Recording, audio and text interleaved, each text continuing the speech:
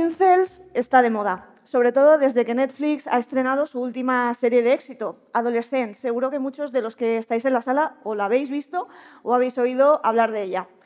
Cuando el fenómeno del colectivo Incel se aborda en los medios de comunicación, lo cierto es que se suele utilizar una especie de caricatura entre la compasión y la burla.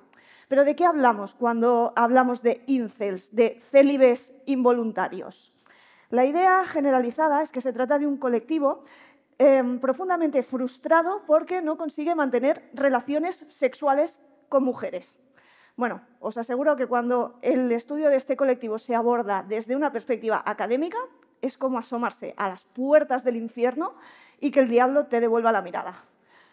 Hablamos de que es el odio lo que los mueve, lo que genera esta rabia, esta misoginia galopante. Sin embargo, mi perspectiva, después de haber estado infiltrada durante más de un año en este tipo de comunidades, es que no es tanto el odio como el miedo a las mujeres. Esta mañana Dafne nos hablaba de la extrema derecha y nos lo vinculaba al miedo a la inmigración. Yo voy a vincular mi charla al miedo a las mujeres. El colectivo de hombres de 18 a 30 años es el colectivo sociodemográfico que está más escorado hacia la extrema derecha. De hecho, este colectivo, hombres de 18 a 30 años, constituyen el principal activo electoral de Vox. ¿Por qué? Esta es la gran pregunta que flota en el ambiente, la pregunta que muchos se están haciendo, sobre todo desde la política. ¿Qué mueve a chavales tan jóvenes a escorarse hacia la extrema derecha? ¿Cómo es posible que en pleno 2025 haya un grupo tan numeroso de hombres que estén rechazando activamente los avances del feminismo, que renieguen de la igualdad? Bueno, en las redes sociales cada vez proliferan más, lo hemos visto en la charla anterior, espacios de antifeminismo galopante. Espacios que no es que renieguen de la etiqueta de extrema derecha, sino que directamente se ríen de ella. No utilizan la etiqueta incel como una forma de reivindicarla, porque es una etiqueta casi peyorativa, casi se utiliza como insulto, sino que su discurso, sin reivindicarse dentro de este espectro, en cambio sí que lo está y está comunicando a los chavales cómo ser un hombre y qué esperar de las mujeres.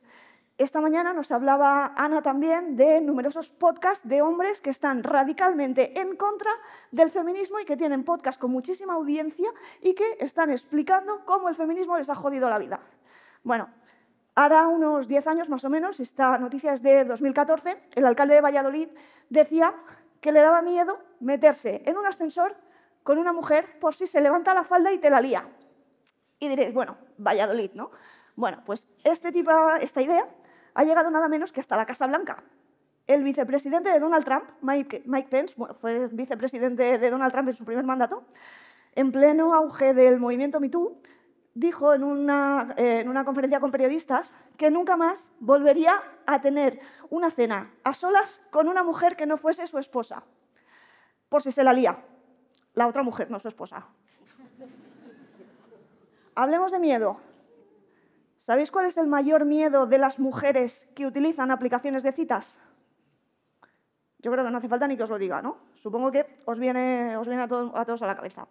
¿Sabéis cuál es el mayor miedo de los hombres que utilizan estas aplicaciones? Que su cita esté gorda. Hace un par de años, la Federación de Mujeres Progresistas hizo una encuesta con más de 1000 mujeres que utilizan Tinder y llegaron a conclusiones escalofriantes. Más del 60% de las mujeres que utilizan Tinder en alguna ocasión se han sentido presionadas para follar. Y más del 20% ha sufrido una agresión sexual con violencia. Esto sí da miedo, y no que tu cita esté gorda. En enero del año pasado, el CIS publicó sus resultados del último barómetro sobre percepciones de igualdad entre hombres y mujeres. Y fue muy llamativo, ocupó muchísimos titulares en muchísimos medios de comunicación, porque una de sus conclusiones fue que la mitad de los chavales de 16 a 24 años, y hablo en masculino no genérico, afirmaba que el feminismo ha ido demasiado lejos y que ahora son los hombres los verdaderamente discriminados. Estoy segura de que muchísimas personas en la sala habéis oído este tipo de afirmaciones en vuestro entorno. las habéis oído vosotros y las he oído yo, porque ya no se esconden. De hecho, es una afirmación que sostienen más del 80% de los votantes de Vox, pero también más del 60% de los votantes del Partido Popular, que el feminismo ha ido demasiado lejos y que ahora son los hombres los verdaderamente discriminados. ¿Sabéis cuánto es eso? 12,5 millones de personas tirando por lo bajo. Es normal que vosotros lo hayáis escuchado y que yo también. ¿De dónde sale este discurso? Este discurso sale de estas comunidades en las que el anonimato es la norma, unas comunidades en las que se reúnen los hombres y hablan de sus frustraciones, de sus deseos, de sus anhelos, de sus expectativas de futuro.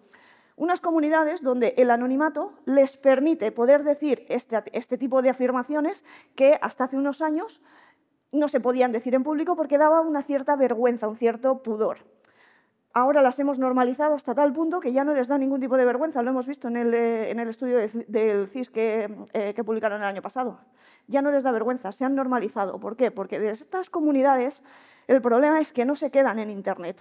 Saltan a los grupos de WhatsApp, a los de la pachanga del fútbol, a los del gimnasio, a los de las motos, a las charlas de café en el trabajo. Y entonces constituyen lo que se llama sentido común, quizá todavía no mayoritario, pero desde luego sí en auge. Cuando en estos espacios reivindican las relaciones que tenían sus abuelos hace 50 años, no lo hacen porque piensen que el abuelo era un vividor follador que se hinchaba a follar.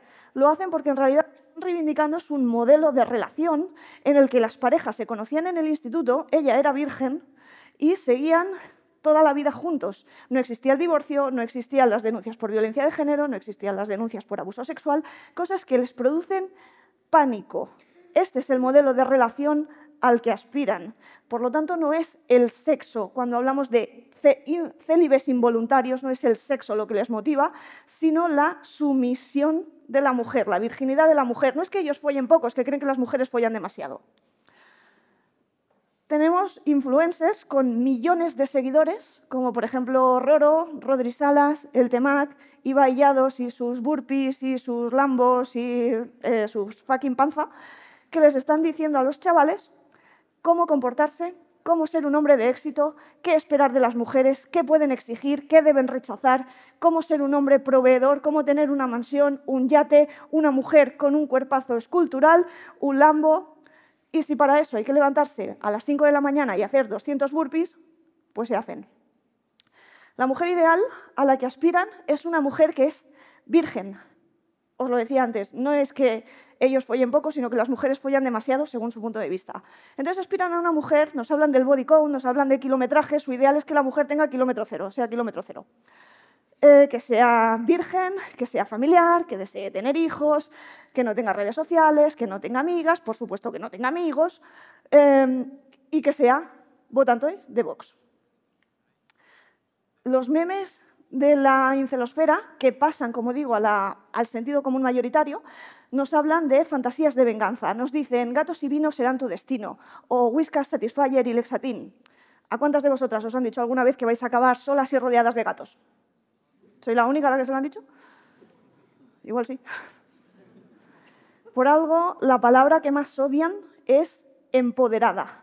Consideran que el feminismo les ha comido la cabeza a las mujeres para que rechacen la vida familiar y se dediquen a captar la atención de los hombres a través de redes sociales. Utilizan un concepto que es el carrusel de pollas.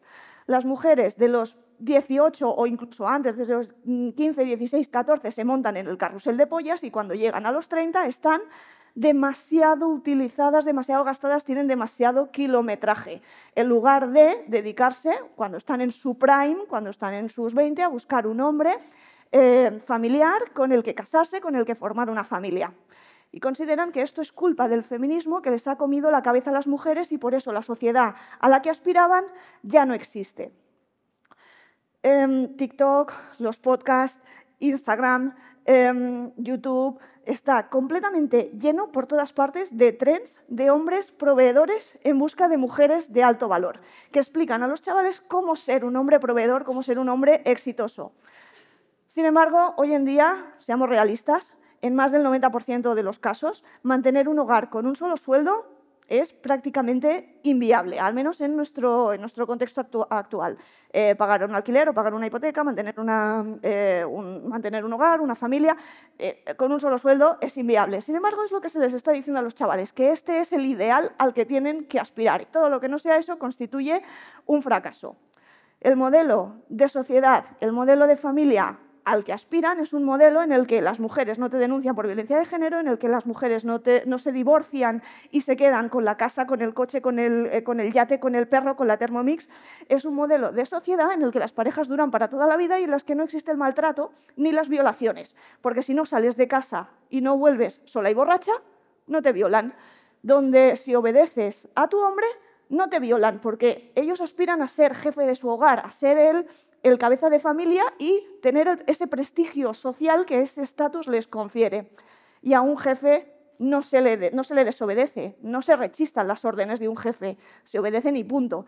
Entonces, si no te viola, si no desobedeces al jefe del hogar, pues no te van a maltratar. Que en 3 de cada 4 casos de asesinatos de mujeres el asesino fuese el marido, el padre o un familiar cercano, en su contexto, en su cosmovisión, es un detalle sin importancia. Seguro que algo harían.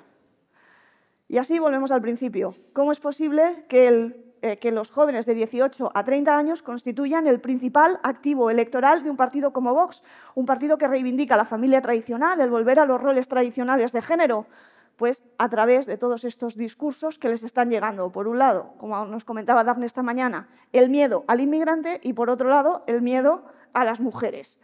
No podemos dejar a las chavalas de esa edad solas y desarmadas en este contexto, frente a esta situación, porque son ellas las que se están encontrando y las que tienen que lidiar con este problema. Y es que, como decía Margaret Atwood, los hombres tienen miedo de que las mujeres se rían de ellos, pero las mujeres tienen miedo de que los hombres las maten. Gracias.